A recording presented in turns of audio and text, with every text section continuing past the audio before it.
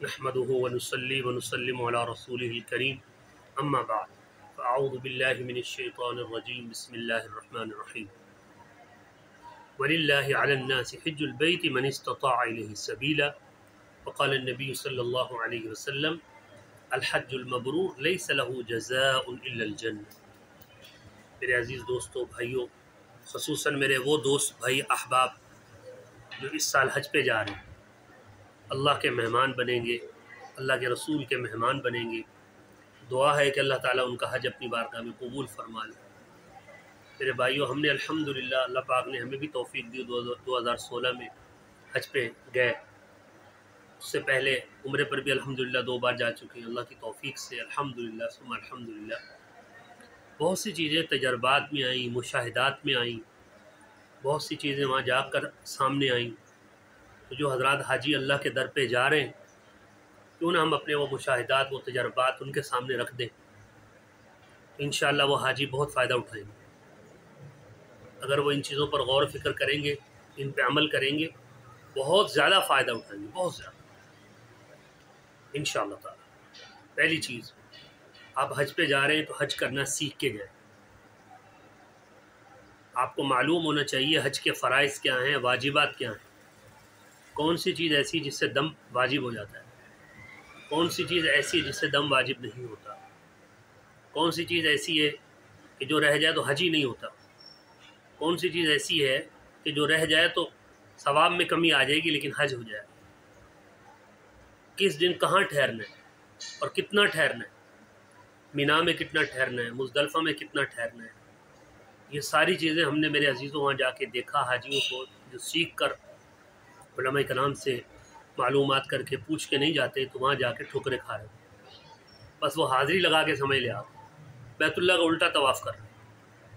ایک صاحب کو دیکھا، وہ کہہ رہے جی ہم نے آج 17 طواف کی۔ بھائی 17 طواف کیسے کر لیا؟ ہم تو صبح سے لے کے شام تک 3 4 5 طواف کر لیتے ہیں، آپ نے 17 کیسے کر لیا؟ پتہ چلا وہ 7 چکر جو ہے، ایک طواف ہوتا ہے نا 7 چکر کا، وہ 7 چکر کو 7 طواف سمجھ رہا ہے، ایک چکر ایک طواف، ایک چکر ایک طواف، سیکھ کے نہیں گئے۔ صفا مروہ میں ایک صاحب صفا مروہ کی طرف دوڑ رہے ہیں، وہ کہہ رہے ہیں یہ صفا مروہ ختم کب ہوگا؟ صبح سے لے کر شام ہوگی، میں تو صفا مروہ میں دوڑ رہا ہوں، تو یہ تو قیامت والے دن ختم ہوگا۔ سیکھ کے جائیں، جہاں ٹھہرنا واجب ہے وہاں ٹھہر ہی نہیں رہے۔ حج کے دوران میاں بیوی آپس میں مل لی، حج کے دنوں میں، ابھی حج کے 5 دن چل رہے ہیں، خصوصاً شروع کے جو 3 دن ہیں، میاں بیوی آپس میں مل لی۔ اب پتہ چلا سارا حج باطل ہو گیا، سمجھ رہے ہیں؟ کچھ خواتین ایسی جن کو ایام آئے ہوئے تھے، اب وہ طواف زیارت نہیں کر سکتی تھی، ان کی فلائٹ تھی، بجائے اس کے کہ کوئی ہلا کرتی وہ طواف زیارت چھوڑ کے آ گئی۔ تو کیسا حج ہوا میرے بھائیو؟ اب جب کہ 10 لاکھ 15 لاکھ 20 لاکھ میں حج ہو رہا ہے اور آپ پیسے ضائع کر کے آ جائیں، تو یہ عذر تو نہیں چلے گا کہ ہمیں معلوم نہیں تھا، آپ نے معلومات کیوں نہیں کی؟ لہذا جو حضرات حج پہ جا رہے ہیں وہ علماء کرام سے سیکھ کے جائیں۔ حضرت اقدس مفتی عبدالرؤف صاحب سکھر بھی دامت برکاتہم العالیہ، جو کہ دارالعلوم کراچی کے بڑے مفتی بھی ہیں، استاد الحدیث بھی ہیں، ان کی کتاب ہے آسان حج کا طریقہ قدم بقدم، اس میں تمام حج کے طریقہ حج کا مکمل، مسائل سب کچھ موجود ہے۔ وہ جس کے ساتھ ہے نا، گویا اس کے ساتھ ایک مفتی صاحب ہے۔ تو سیکھ کے جائیں، لازمی ہے، ورنہ آپ وقت ضائع کر کے ٹکرے مار مار کے اور ٹھوکرے کھا کھا کے آ جائیں۔ پہلی چیز میری درخواست یہ کہ حج سیکھ کے جائیں مکمل، اور یہ کتاب ساتھ لے کے جائیں۔ دوسری چیز، آپ حج کرنے جا رہے ہیں، 10 15 20 لاکھ روپے خرچ بھی کر رہے ہیں، لوگ آپ کو مبارکباد دینے بھی آئیں گے، لوگ آپ کے گلے میں ہار بھی ڈالیں گے، جب آپ جائیں گے ایئرپورٹ تک چھوڑنے جائیں گے، مبارکبادیں دیں گے، جب آپ واپس آئیں گے آپ کا استقبال ہوگا، آپ کے گلے میں ہار ڈالے جائیں گے، آپ کو خوب دعوتیں کھلائی جائیں گی۔ میرے بھائیوں، اچھا حجی کا اکرام کرنا چاہیے، حجی سے دعائیں کرانی چاہیے، لیکن اگر ان چیزوں نے میرے اندر، آپ کے اندر ریاکاری پیدا کر دی کہ میں تو حاجی بن گیا، تو سب کچھ ختم۔ ریاکاری وہ چنگاری ہے جو لگتی ہے نا، پیٹرول کے ساتھ لگتی ہے، یہ ساری نیکیوں کو بھسم کر دیتی ہے۔ حج اللہ کی رضا کے لیے، آپ نے اتنی مشقت، تکلیفیں، مہینہ 1.5 مہینہ فیملی بچے وطن سے دور رہے، اللہ کے مہمان رہے، اللہ کے رسول صلی اللہ علیہ وسلم کے مہمان رہے، بھوک پیاس تکلیف بھاگ دوڑ سب برداشت کیا، اور اس میں ریاکاری اور دکھلاوا آیا تو کچھ بھی حاصل نہیں۔ حدیث پاک میں آتا ہے قیامت کے دن اللہ تعالیٰ فرمائے گا جن کو دکھانے کے لیے عمل کیا تھا انہی سے بدلہ لو۔ تو اگر حاجی کو اللہ تعالیٰ نے کہہ دیا کہ جن کو دکھانے کے لیے آپ نے حج کیا انہیں سے بدلا لو، تو کیا کریں گے؟ لہٰذا اس چیز کا خیال رکھیں، اللہ کی رضا کے لیے لوگ مبارکباد دیں، دعاؤں کے لیے کہیں، استقبال کریں، یوں سمجھ لیں اللہ کا انعام ہے، میں اس قابل نہیں ہوں، اللہ کا مجھ پہ کرم ہے، اور وہ اللہ کی رضا سمجھیں، بار بار اس چیز کو اپنی زبان پر لائیں، دل میں لائیں کہ یا اللہ ریاکاری سے بچا لے، زبان دکھلاوے سے بچا لے، یا اللہ شیطان مجھ پہ حملہ کر رہا ہے، مجھے شیطان کے وار سے بچا لے، مجھے تیری رضا چاہیے یا اللہ۔ ان چیزوں کو دہراتے رہیں، ان کلمات کو، انشاءاللہ ریاکاری سے محفوظ ہوں۔ تیسری چیز کیا ہے؟ آپ وہاں جا رہے ہیں، پیچھے علماء کرام سے رابطے میں رہیں۔ ہماری مسجد کے بہت سے نمازی فیملی کے ساتھ حج میں بھی گئے ماشاءاللہ، 4 5 5 6 افراد، اس دفعہ تو ہمارے یہاں سے 10 12 15 افراد جا رہے ہیں، اور عمرے پہ بھی گئے، تو ہم الحمدللہ ثم الحمدللہ وہ اب ہمارا جو ہے نا what's app number, mobile number لے کے جاتے ہیں، تو وہاں قدم قدم پر جو ہے نا مسائل کا شکار ہوتے ہیں، تو وہاں سے مسائل کبھی فون کر رہے ہیں، کبھی واٹس ایپ کر رہے ہیں، کبھی میسج کر رہے ہیں، پوچھ رہے ہیں، تو واپس آ کے کہہ رہے ہیں کہ یہ مولوی صاحب، امام صاحب ایسے لگ رہا تھا جیسے آپ ہمارے ساتھ ہیں، الحمدللہ، اور ان کو کوئی مشکل پیش نہیں آئی، بلکہ ہمارا شکریہ ادا کیا، دعائیں کی وہاں پر ہمارے لیے کہ بہت فائدہ۔ وہاں جا کے لوگ الجھا دیتے ہیں میرے بھائی کہ آپ نے یہ غلط کر لیا، وہ غلط کر لیا، یہاں سے اس وقت نہیں، اس وقت نکلنا ہے، یہاں سے یوں کرنا ہے، یہ نفل نماز اس وقت نہیں پڑھنی، اس وقت پڑھنی ہے، یہ آپ نے حلق غلط کرا دیا، یہ احرام غلط پہن لیا، یہ صفا مروہ غلط ہو گیا، پتہ نہیں کیسے کیسے الجھاتے رہتے ہیں، پتہ ان کو خود کو نہیں ہوتا، ایسے جیسے اندھا اندھے کو پکڑ کے روڈ پار کرائے۔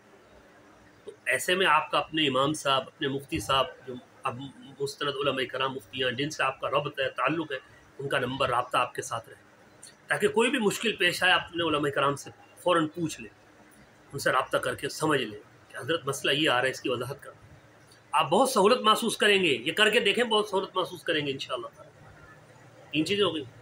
چوتھی چیز کیا ہے میرے بھائیوں؟ آپ یہاں سے جا رہے ہیں 10 15 20 لاکھ روپے خرچ کر کے اللہ کے در پہ، اللہ قبول فرما لیں۔ خدا کے واسطے ہم نے حاجیوں کو دیکھا وہاں جا کے وقت ضائع کرتے ہیں، پورا دن، پوری رات سوتے رہتے ہیں، ہوٹل میں بیٹھے ہیں، گپے مار رہے ہیں، اور حرم میں نماز ہو رہی ہے، ہوٹل میں بیٹھے ہیں، باتیں کر رہے ہیں، ہنس رہے ہیں، سو رہے ہیں۔ چلو کوئی مجبوری ہے کہ آپ نے رات بھر جاگنا ہے، آپ صبح سوئے، چلو 2 3 4 بجے اٹھ گئے، ایک نماز آپ نے ٹائم کے اندر ہوٹل میں پڑھ لی، 5 6 نمازیں ہوٹل میں پڑھ رہے ہیں، فجر کی نماز میں حرم میں آ ہی نہیں رہے، کہیں اٹھنا مشکل ہے، تھوڑا دور ہے، تو آپ وہاں جخ مارنے گئے کس لیے میرے بھائی؟ فرائض واجبات تو دور کی بات ہے، آپ کے کوئی نفل بھی نہ رہیں، اشراق، چاش، تہجد، اوابین، کوئی نفل بھی نہ رہے میرے بھائیوں، وہاں تو ایک مرتبہ سبحان اللہ کو تو 1 لاکھ سبحان اللہ کا ثواب ہے، 2 رکعت نفل پڑھو 2 لاکھ، 1 لاکھ نفل پڑھنے کا ثواب ہے، ایک مرتبہ قرآن ختم کر لو 1 لاکھ قرآن ختم کرنے کا ثواب ہے، ایک روزہ رکھ لو 1 لاکھ روزوں کا ثواب ہے۔ اس میں جب آپ وقت ضائع کر رہے ہیں تو اپنا کتنا بڑا نقصان کر رہے ہیں، آپ اندازہ کر سکتے ہیں کہ آپ اپنا کتنا بڑا نقصان کر رہے ہیں۔ خدا کے لیے اس نقصان سے بچے، وقت ضائع نہیں کرنا۔ شیطان وقت ضائع کراتا ہے، یار چلو کوئی بات نہیں، اللہ معاف کرنے والا ہے، چلو ہوٹل میں پڑھ لیں گے، قضا تو نہیں ہو رہی، بعد میں پڑھ لیں گے۔ اتنا شیطان وقت ضائع کراتا ہے، اعوذ باللہ من الشیطان الرجیم پڑھیں، لا حول ولا قوت الا باللہ پڑھیں، ایک لمحے کو قیمتی بنائے میرے بھائی، ایک لمحہ بھی آپ کا وہاں ضائع نہ ہو۔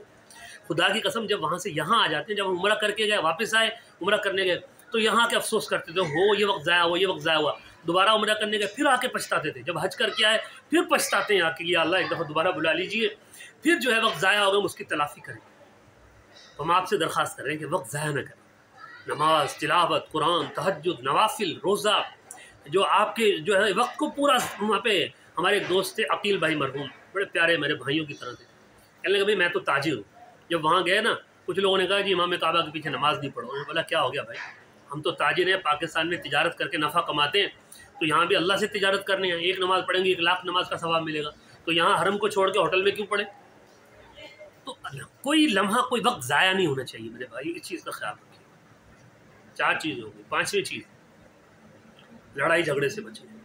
خدا کی قسم کھا کے کہہ رہا ہوں، شیطان چھوٹی چھوٹی باتوں پہ لڑائی جھگڑے کرواتا ہے، شوہر اور بیوی آپس میں ذرا سی بات پہ لڑ پڑیں گے، گروپ میں گئے ہوئے 4 5 10 12 حاجی، ذرا سی بات پہ جو ہے نا وہ آپس میں غلط فہمیاں ان کی ہو جاتی ہیں، اور ایک دوسرے سے بات چیت بند کر دیں گے، الجھ جائیں گے، گریبان پکڑ لیں گے، ایک دوسرے کو چماٹ یہاں تک پہنچ جاتے ہیں، اور جن باتوں پہ وہاں الجھ جاتے لڑتے ہیں، جب پاکستان آ کے ان باتوں کو سوچتے ہیں تو ہنسی آتی ہے، شرمندگی ہوتی ہے کہ یہ بات تھی جس پہ ہم لڑ پڑے، یہ وجہ تھی جس پہ ہمیں جو ہے نا غصہ آ گیا اور ہم آپس میں بول چال بند کر دی۔ وہاں گئے ہوئے خانہ کعبہ میں آپس میں لڑائیاں کر رہے ہیں، وہاں گئے خانہ کعبہ آپس میں الجھ رہے ہیں، جب لڑائی جھگڑا تو اعوذ باللہ من الشیطان، نبی علیہ السلام نے فرمایا جب غصہ آئے تو اعوذ باللہ من الشیطان، کھڑے ہو تو بیٹھ جاؤ، بیٹھے ہو تو لیٹ جاؤ، یہ سمجھے، خاموش ہو جاؤ، قرآن کی تلاوت شروع کر دیں، بسم اللہ الرحمن الرحیم پڑھنا شروع کر دیں، غصہ ٹھنڈا ہو جائے. اعوذ باللہ من الشیطان الرجیم، بڑے حدیث میں، حدیث پاک میں لڑائی جھگڑے سے بچے. ہم نے دیکھا حاجیوں کو ذرا ذرا سی بات پہ الجھتے ہیں، لڑائیاں کرتے ہیں، اور اپنا قیمتی وقت جو ہے ان چیزوں میں ضائع کر کے بجائے اس کے کہ وہ محبتیں بانٹیں، وہاں نفرتیں اپنے دل میں پال لیتے ہیں. میں اس چیز سے بچیں خدا کی. 5 چیزیں. چھٹی چیز اختلافات. جب آپ حج میں جا رہے ہیں، کچھ دیوبند سے ہیں، کچھ بریلوی حضرات ہیں، کچھ اہل حدیث ہیں، کوئی دوسرے، آپس میں اختلافات نہ کریں، مسلک کی بحث نہ چھڑیں. اہل حدیث ہے تو وہ کہہ رہے ہیں یہاں تو امام صاحب امام کعبہ تو رفع دین کر رہے ہیں، تم رفع دین کیوں نہیں کر رہے؟ اختلافات میں الجھا رہے ہیں. یہاں تو ہاتھ یوں باندھ رہے یوں باندھ رہے، اور یہاں تو یہ ہے، یہاں تو یہ، تم غلط کر رہے، تم حنفی ہو، تم بدعتی ہو، فلانا ہو. بھائی اس کو بولو معاف کر دیں. کوئی زیادہ الجھائے تو اپنے امام صاحب سے رابطہ کر لیں، اپنے مفتی صاحب سے رابطہ کر لیں، ان سے کہہ دیں ہم جائیں گے اپنے مفتی صاحب. میں نے دیکھا لوگوں کو، نادان لوگوں کو، وہاں ان کو کچھ ایسے نام نہاد دے حدیث سنت لوگوں نے پکڑ لیا کہ تم رفع دین نہیں کر رہے، تم ہاتھ یہاں نہیں باندھ رہے، تم امام کے پیچھے سورہ فاتحہ کیوں نہیں پڑھ رہے. بھائی ہم حج کرنے آئے یار، وہاں یہ مسلک سیکھنے نہیں آئے. ہمیں معلوم ہے الحمدللہ کچھ کمی بیشی ہوگی، ہمارے علماء موجود ہیں ہمیں سمجھانے کے لیے، اور ہم مسلک حنفی پر شرح صدر کے ساتھ، مسلک کے حنفی، مسلک شافعی، حنبلی، مالکی، قرآن و سنت کی آسان تشریح ہے. ٹھیک ہے. اب وہ جناب یہاں سے گئے، وہاں واپس آئے تو رفع دین کر رہے ہیں، وہاں سے واپس آ گئی عورتوں کی طرح. یہ کیا کر رہے ہو حضرت؟ یہ صحیح ہے، ہمیں فلاں صاحب ملے تھے، فلاں صاحب، ان کو یہاں بیٹھ کے قرآن شریف کھولا، بخاری شریف، ترمذی، حدیثیں کھول کے ان کو دکھائیں کہ یہ دیکھو رفع دین نہ کرنے کا ذکر، یہ دیکھو رفع دین کا بھی ذکر ہے، ہم اس کا انکار نہیں کر رہے، اور دوسری بھی ذکر جو فقہ حنفی کے مطابق جو آپ عمل کر رہے ہیں وہ بھی ٹھیک ہے. تو ان کی سمجھ اچھا ہمیں تو الجھا دیا تھا. ہماری اہلیہ خود مسجد نبی میں نماز پڑھ رہی تھی تو ایک عورت نے ان سے کہا کہ آپ اور مردوں کی طرح یوں سجدہ کریں. تو ہماری اہلیہ نے پوچھا کہ عورتوں اور مردوں کی نماز میں کوئی فرق نہیں، کہنے لگے کوئی فرق نہیں، بالکل سیم ہے. تو میں نے ہماری اہلیہ نے پوچھا کہ جیسے مرد حضرات کے ساتھ ہی ہم کیوں نہیں کھڑی ہوتی، الگ کیوں کھڑی ہوتی، ایک ہی صف بنا ہے. جیسے مرد نماز پڑھاتے ہیں عورتیں کیوں نہیں نماز پڑھاتی، جیسے مرد اذان دیتے عورتیں کیوں نہیں دیتی، جیسے مرد ننگے سر نماز پڑھ لیتے عورتیں کیوں نہیں پڑھتی. کہنے لگے نہیں وہ احکام الگ الگ. ماشاء اللہ اب الگ الگ ہو گئے. ہماری اہلیہ کو تو ہم نے بتایا ہوتا الحمدللہ، تو ان کے سمجھ میں آ گیا، تو انہوں نے ان کو، لیکن بہت سی عورتوں کو اس طرح عورتیں جو ہے نا پکڑ کے معلمات کے روپ میں الجھا دیتی. تو جو کوئی آپ سے الجھے، آپ الجھے نہیں، ٹھیک ہے ٹھیک ہے جو آپ کر رہے ہیں ٹھیک ہے. کسی معاملے میں شک شبہ ہو، ڈاما ڈول معاملے ہو، اپنے امام صاحب سے، اپنے مفتی صاحب سے رابطہ کریں.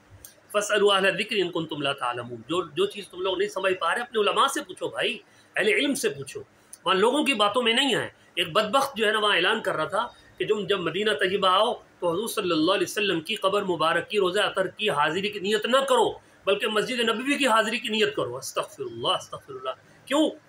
اس بدبخت کا عقیدہ ہے کہ حضور صلی اللہ علیہ وسلم اپنے روزہ مبارک قبر مبارک میں حیاتی نہیں ہے. توبہ نعوذ باللہ، ختم ہو گئے، مٹی ہو گئے. استغفر اللہ. ایسے جاہلوں سے، ایسوں کے منہ نہ لگے، ایسوں کے متھے نہ لگے، ایسوں سے بحث نہ کریں. نیت یہی ہے بھائی، مسجد نبوی کی فضیلت نبی اکرم صلی اللہ علیہ وسلم کی وجہ سے تو ہے. آپ صلی اللہ علیہ وسلم زندہ حیات موجود ہیں، یہی تو مسجد نبی کی فضیلت ہے. اور مسجد نبی کی فضیلت اگر حضور صلی اللہ علیہ وسلم کی موجودگی وہاں نہ ہو تو پھر تو کچھ بھی نہیں ہے. لہذا نبی اکرم صلی اللہ علیہ وسلم کے روزہ اطہر پر سلام پیش کرنے، حاضری دینے، آپ صلی اللہ علیہ وسلم سے ملاقات کی، آپ صلی اللہ علیہ وسلم کی زیارت کی نیت کر کے جائیں. جو آپ صلی اللہ علیہ وسلم کے روزہ اطہر قبر مبارک کی زیارت کرے گا گویا آپ صلی اللہ علیہ وسلم کی زیارت کر لی. وہاں جا کے سلام پیش کریں گے، آپ صلی اللہ علیہ وسلم جواب عنایت فرمائیں گے. سنتے ہیں قبر مبارک جنت ہے، جنت کا ٹکڑا ہے، جنت میں مردے نہیں ہوتے، زندہ ہوتے ہیں. میں اور آپ جب جنت میں جائیں گے تو مردے ہوں گے کیا؟ تو آقا دو جہاں رحمت دو عالم صلی اللہ علیہ وسلم جنت الفردوس اعلیٰ سے اعلیٰ جنت میں ہیں، تو وہاں مردہ کیسے ہو سکتے ہیں؟ تو میرا اس طرح کے احمقوں سے، جاہلوں سے بحث مباحثہ نہ کریں، فرقہ واریت کے چکر میں نہ پڑے. جو کچھ پڑھا بولو بھائی ٹھیک ہے ہمیں معلوم ہے الحمدللہ، ہم اپنے علماء سے سمجھ لیں گے، پوچھ لیں گے، ان بحثوں میں نہ پڑے. ٹھیک ہے. چھٹی چیز گناہوں سے بچیں. حرم شریف کے اندر رہ کے لوگ گناہ کرتے ہیں. کیا؟ لاکھوں قسم کی عورتیں آتی ہیں، عورت اپنے چہرہ نہیں ڈھانکتی حج میں عمرے میں، تو دوسروں کی عورتوں کو دیکھتے ہیں. لعن اللہ الناظر والمنظور الیہ. ایسی عورت، ایسا مرد جو اپنے آپ کو پیش کرے کہ مجھے غیر محرم دیکھیں، اس پہ اللہ کی لعنت ہے، اور جو دیکھے اس پہ بھی اللہ کی لعنت ہے. اللہ کے نبی صلی اللہ علیہ وسلم کی حدیث ہے. ایک حدیث میں فرمایا زنا العین النظر، آنکھوں کا زنا یہ ہے کہ تو غیر محرم کو دیکھے. اب خانہ کعبہ کا طواف کر رہے ہیں، غیر محرم عورتوں کو دیکھ رہے ہیں، ان پہ نظر ڈال رہے ہیں، تو خانہ کعبہ کا طواف کرتے ہوئے آپ پہ اللہ کی لعنت پڑ رہی ہے. جب اللہ کی رحمت کے آپ مستحق بنتے، آپ اللہ کی لعنت کے مستحق بن رہے ہیں. استغفر اللہ نعوذ باللہ. گناہ سے بچیں، گالی گلوچ سے بچیں، نمازیں ضائع کرنے سے بچیں. یہ گناہ کہیں بھی گناہ ہو، گناہ اور خانہ کعبہ میں رہتے ہوئے آپ گناہ کریں. استغفر اللہ استغفر اللہ. مدینہ طیبہ میں نبی اکرم صلی اللہ علیہ وسلم کے روزہ مبارک کے پاس ہیں، دائیں بائیں، وہاں شور شرابہ نہیں کریں، اونچی آواز سے باتیں نہیں کریں، احترام کریں. پورا دین کلہ ادب، سارا کا سارا دین تو احترام ہے میرے بھائیو. تو گناہوں سے بچانا ہے اپنے آپ کو. نیکی ہمارے شیخ مرشد عارف باللہ حضرت اقدس مولانا شاہ حکیم محمد اختر صاحب نور اللہ مرقدہ فرمایا کرتے تھے، اللہ کا قرب حاصل کرنا اور جنت تو بہت آسان ہے۔ اللہ فرماتے ہیں گناہ نہ کرو، شراب نہ پیو، زنا نہ کرو، بد نظری نہ کرو، قتل نہ کرو، حرام نہ کھاؤ، سود نہ کھاؤ، غیبت نہ کھاؤ، غیبت نہ کرو اور رشوت نہ کھاؤ، سارے کام نہ کرو۔ تو گناہ نہیں کرنے، وہاں جا کے گناہ سے بچنا ہے انشاءاللہ تعالی۔ اس کے بعد دعاؤں کا اہتمام کرنا ہے میرے بھائیوں۔ خانہ کعبہ پہ جب پہلی نظر پڑتی ہے تو آپ اور ہم سب جانتے ہیں اللہ دعا قبول فرماتا ہے۔ جب آپ باہر جائیں، خانہ کعبہ سے ہوٹل میں جائیں، باہر جائیں، واش روم جائیں، کہیں بھی جائیں، وضو کر کے آئیں، جب خانہ کعبہ پہ پہلی نظر پڑے تب دعا کریں، اللہ دعا قبول فرمانے والا ہے۔ وقال ربکم ادعونی استجب لکم، تمہارا رب کہتا ہے مجھ سے دعائیں مانگو میں قبول کرتا ہوں۔ ہر دعا جہاں مانگو اللہ نے قبولیت کی گارنٹی دی ہے۔ تو جب خانہ کعبہ پہ نظر پڑے دعائیں مانگیں۔ ہر نماز کے بعد ہم نے اپنے بزرگوں کو دیکھا اور سنا، فجر کی نماز کے بعد دعا شروع کرتے تھے مانگنی، اللہ کی قسم آپ کو یقین نہیں آئے گا، ظہر ہو جاتی تھی دعائیں مانگتے رہتے، عشاء کی نماز کے بعد دعائیں مانگنا شروع کرتے، تہجد کی اذان ہو جاتی دعائیں مانگتے تھے۔ اور دعا مخ العبادہ، دعا تو ساری عبادتوں کا مغز ہے۔ تو نماز پڑھ کے، تلاوت کر کے، سورہ یاسین پڑھ کے، تہجد کی نماز پڑھ کے، اشراق پڑھ کے، اوابین پڑھ کے، چاشت پڑھ کے، صلاۃ الحاجت پڑھ کے، صلاۃ التوبہ پڑھ کے اللہ سے دعائیں مانگیں۔ دعاؤں میں زیادہ مصروف رہیں، وقت ضائع نہ کریں۔ جب موقع ملے تھوڑا سا درود شریف، جیسے اذان ہوگی 5 منٹ باقی، سنت نفل پڑھ لیے، دعائیں مانگنا شروع کر دیں۔ اللہ وہاں نہیں مانگو گے تو پھر کہاں مانگیں گے میرے بھائی؟ اگر وہاں نہیں مانگیں گے تو پھر کہاں مانگیں گے؟ وہی تو مانگنے کی جگہ ہے، اس سے بڑھ کر اور کون سی جگہ ہے مانگنے کی اللہ تعالیٰ سے ہیں؟ اور اس کے بعد جناب والا 9ویں چیز ہے تبدیلی۔ تبدیلی کیا ہے؟ تبدیلی ہے میرے بھائیو، جب ہم یہاں سے جا رہے ہیں اب واپس آئیں تو ہماری زندگی میں تبدیلی آ جائے، اور یہی حج قبول ہونے اور نہ ہونے کی علامت ہے۔ یہاں سے فاسق فاجر گئے تھے اب نیک بن جائیں، بے نمازی گئے تھے اب نمازی بن جائیں، جھوٹ بولنے کی عادت تھی اب سچائی کو اپنا لیں، سنت رسول چہرے پہ نہیں تھی اب سنت رسول سجا لیں، بہن بیٹی ہے بے پردہ تھی اب پردے میں آ جائیں، پہلے اللہ رسول کی نافرمان تھی، نمازوں کو قضا کرتی تھی اب نہ کرے، نیک بن جائے، زندگی میں چینجنگ اور تبدیلی آئے، پتہ چلے آپ اللہ کے در پہ ہو کر آئیں، نبی اکرم صلی اللہ علیہ وسلم سے ملاقات کر کے آئیں، تو زندگی میں چینجنگ آنی چاہیے نا، پھر ہی پتہ چلے گا حج ہے، حج بنا ہے۔ اور 10ویں اور آخری بات، سیلفی فتنہ، اعوذ باللہ من الشیطان الرجیم، اللہ کی پناہ چاہتا ہوں۔ سیلفی فتنہ، خانہ کعبہ کا طواف کر رہے ہیں سیلفی لے رہے ہیں، زمزم پی رہے ہیں سیلفی لے رہے ہیں، طواف اور جو صفا مروہ کر رہے ہیں سیلفی لے رہے ہیں، اور تو اور نبی اکرم صلی اللہ علیہ وسلم کے روزہ مبارک پہ سلام پیش کر رہے ہیں اور سیلفی لے رہے ہیں، یعنی صرف سیلفی، دکھاوا، ریاکاری، اس کو اپنے سٹیٹس پہ لگا رہے ہیں، لوگوں کو بھیج رہے ہیں۔ خدا کے بندے، یہ تو شیطان نے آپ کو کس کام میں لگا دیا؟ علماء کرام نے، بزرگان دین میں سے، بڑے اکابرین میں سے تھے اللہ والے، حضور اکرم صلی اللہ علیہ وسلم کے روزہ مبارک پہ کھڑے ہو کے سلام پیش کر رہے تھے، یکدم ان کو اونگ آ گئی، انہوں نے خواب میں دیکھا نبی اکرم صلی اللہ علیہ وسلم کی خدمت میں جو لوگ سلام پیش کر رہے ہیں، آپ صلی اللہ علیہ وسلم میں چہرہ انور ان سے پھیرا ہوا ہے، ان کو سلام کا جواب ہی نہیں دے رہے، دوسری طرف دیکھ رہے ہیں۔ انہوں نے خواب میں پوچھا یا رسول اللہ، آپ کے امتی آپ کے در پہ آپ کی خدمت میں حاضر ہیں، آپ کو سلام پیش کر رہے ہیں، آپ جواب نہیں دے رہے۔ تو آپ نے یوں اشارہ کیا کہ ادھر دیکھو۔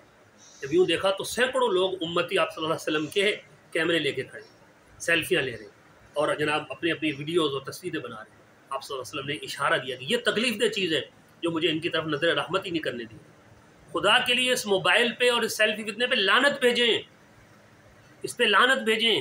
اللہ کوئی مجبوری کی تصویر ہو، کوئی مجبوری کی ویڈیو ہو تو ایک الگ ہے، علماء نے اس کی گنجائش دی ہے، لیکن گنجائش کا مطلب یہ تھوڑی ہے کہ ہمارا حج اور عمرہ مقصد ہی سیلفی ہو جائے۔ کہاں حج کے اندر ہے، میدان عرفات میں، مزدلفہ میں، شیطان کو کنکریاں مار رہے ہیں، قربانی کر رہے ہیں، طواف کر رہے ہیں، رو رہے ہیں، سیلفی سیلفی سیلفی۔ خدا کی قسم لا الہ الا اللہ محمد رسول اللہ، یہ سیلفی فتنہ آپ کے حج کو تباہ و برباد کر کے رکھ دے گا، کچھ بھی آپ کے پلے نہیں رہے گا، آپ خالی گئے تھے خالی واپس آئیں گے، خالی گئے تھے اور خالی واپس آئیں گے۔ نبی اکرم صلی اللہ علیہ وسلم نے فرمایا الحج المبرور لیس لہ جزاء الا الجنہ، جو مقبول حج ہوتا ہے نا اس کی جزا سوائے جنت کے کچھ نہیں۔ یہ 10 چیزیں میں نے آپ کے سامنے رکھی ہیں میرے بھائیوں دوستو، آپ نے یہ بیان خود سنا، اس کو آگے شیئر کرنا ہے، آگے حاجیوں تک، عمرہ کرنے والوں تک اس کو شیئر کریں، آگے اس کو پہنچائیں۔ جتنے لوگ اس کو سنیں گے انشاءاللہ ان کا حج اچھا ہوگا، مقبول ہوگا، ان کا عمرہ مقبول ہوگا، ہمیں بھی اجر ملے گا، آپ کو بھی اجر ملے گا۔ اللہ پاک مجھے اور آپ کو بار بار حاضری کی توفیق نصیب فرمائے اور اپنی بارگاہ سے قبولیت نصیب فرمائے۔ وما علینا الا البلاغ۔